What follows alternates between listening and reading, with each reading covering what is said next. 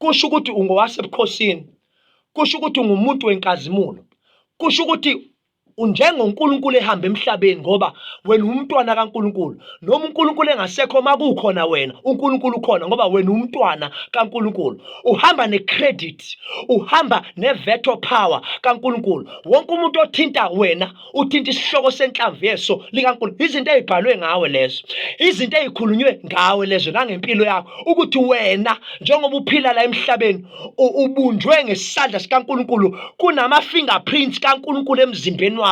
Mawuphenduka uNkulunkulu, mawuhlala phansi uNkulunkulu, mawuhamba uNkulunkulu. And isitha sizosebenzisa lento ekuthiwa i-brainwashing noma i-indoctrination, sikuphuce i-identity yakho, ungazazi ukuthi ubani, ungazazi. Khona iculo lithi nizilibele ukuba nizalwa ngobani.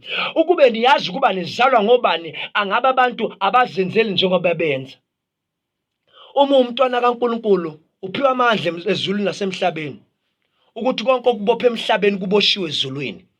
Bengizokhuluma phe kwempilo yakho mzalwane olalele lapho, noma umuntu wase South Africa, my brother, my sister, my mother, my father, ukuthi lapho ukhona qala ukukhumbula ukuthi ubani.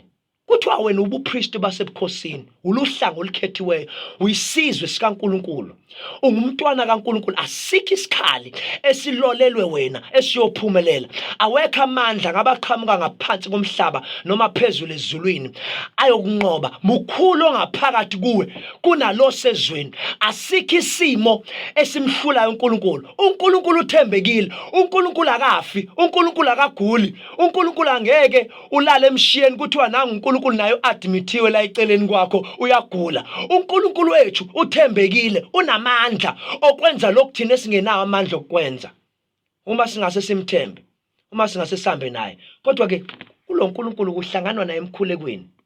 uJesu wasifundisa lokho. uJesu wayenza imanga ezimangalisayo, kodwa ngicela ukukutshena isimangaliso. uJesu yonke into ayenza wayenza emva komkhuleko.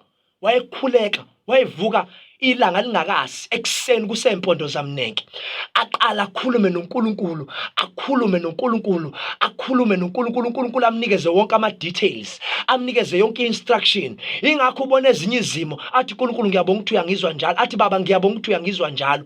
Abathi mabefika abantu nezimo zabo, izimo zakho mawuthandaza uyibona ingakafiki iseza kubo, wena otshena abantu uthi qalani manje niphatha ama umbrella khona imvula eza, kunesphepho esisondela, kuneshingshane esisondelayo. Ake siqale bangcwele, si declare. Sizokhuluma lamazwi